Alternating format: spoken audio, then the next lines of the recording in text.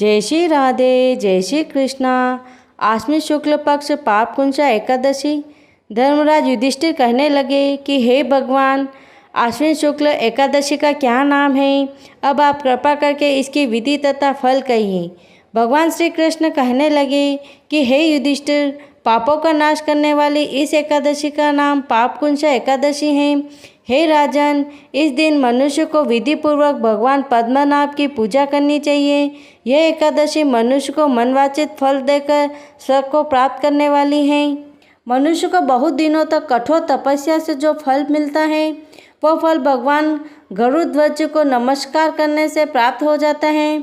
जो मनुष्य अज्ञानवश अनेक पाप करते हैं परंतु हरि को नमस्कार करते हैं, वे नरक में नहीं जाते। विष्णु के नाम के कीर्तन मात्र से संसार के सब तीर्थों के पुण्य का फल मिल जाता है।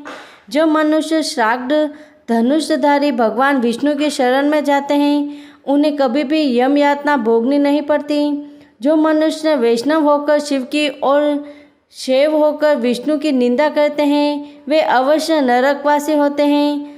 सहस्त्रों वाजपेयी और अश्वमेध यज्ञों से जो फल प्राप्त होता है, वह एकादशी के व्रत के 16वें भाग के बराबर भी नहीं होता है। संसार में एकादशी के बराबर कोई पुण्य नहीं, इसके बराबर पवित्र तीनों लोकों में कुछ भी नहीं। इस एकादशी के बराबर कोई व्रत नहीं। जब तक मनुष्य पद्मनाभ की एकादशी का व्रत नहीं करते हैं, तब तक उनकी देह में पाप वास कर सकते हैं। हे राजेंद्र, यह एकादशी स्वर्ग, मोक्ष, आरोग्यता, सुंदर स्त्री तथा अन्न और धन की देने वाली है। एकादशी के व्रत के बराबर गंगा, गया, काशी, कुरुक्षेत्र और पुष्कर भी पुण्यवान नहीं है। हरिवासा तथा एकादशी का व्रत करने और जागरण करने से सहज ही मनुष्य विष्णु पद को प्राप्त होता है। हे युधिष्ठिर, इस व्रत को करने वाले 10 पीढ़ी मातृ पक्ष, 10 पीढ़ी स्त्री पक्ष तथा 10 पीढ़ी मित्र पक्ष का उद्धार कर देते हैं। वे दिव्य देह धारण कर चतुर्भुज रूप को पीतांबर पहने और हाथ में माला लेकर गरुड़ पर चढ़कर विष्णु लोक को जाते हैं। इस एकादशी से एक दिन पहले भगवान राम ने रावण का वध किया था।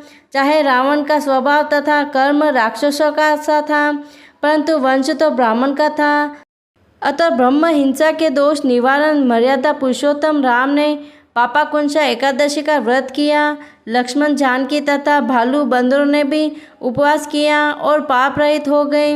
राजयूष यज्ञ और अश्वमेध यज्ञ हजारों करो, परंतु एक पापकुंसा एकादशी तुल्य नहीं।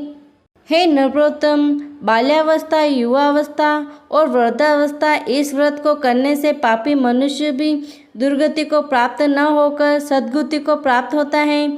आश्विन मास की शुक्ल पक्ष की इस पापकुंसा एकादशी का व्रत जो मनुष्य करते हैं, वे अंत समय में हरिलोक को प्राप्त होते हैं तथा समस्त पापों से मुक्त हो जाते हैं।